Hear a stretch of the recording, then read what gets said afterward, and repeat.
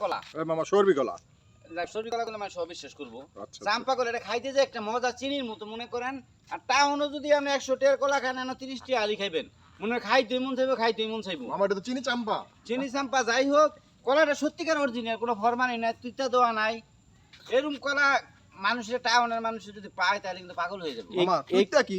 হ্যাঁ, এইটা কি তুইতা মামা? একটা মামু এটা এই বলে কলা কি কিন্তু আছে দেওয়া যায়। এই কলা কিন্তু ঈশ্বর দিতে যায় চিনি কলে, হ্যাঁ চিনি উৎপাদন হয় চিনি কলা থেকে। উৎপাদন হয় এটা। এই গলাটা হ্যাঁ এই কলা মামা আমরা তো তুইটা জানি কি না। এটা এই ভোগটা- বিশ্লেষণটা করবা মামা? আর খেলো তুইতা মামা একটা তিতা, এটা তিতা তুইতাটা যদি খাও তুমি এটার ভিতরে কিরমির চিরমির যত রোগ দিবান আছে মইরা ভরে ভাই দিবা। আপনার এই কলা গাছের বোক নাকি 3.5 লাখ টাকা নিচে বেচেন? এটা কোন ভাইয়া- দেশে আনছো? না, একজনে চাইছে আমি কিছু 1.5 লাখ টাকা নিচে বেচতাম না একটা বুক। হুম। এটা সুইজারল্যান্ড আনছি আমি কলা বুক একটা বুক কি আনাছিলাম। দান ছিল? এটা বিমান দা একজন 2,25,000 টাকা আনাছিলাম। তো এটা অর্ধেক পাকছে আর অর্ধেক কাঁচা কে? এটা ভাই ওর দেখ পাখা এটার বৈশিষ্ট্য আবার এই যে নিচে একটা ভাইকা রইছে। এটা ওই যে বৈশিষ্ট্য অত্যাধুনিক।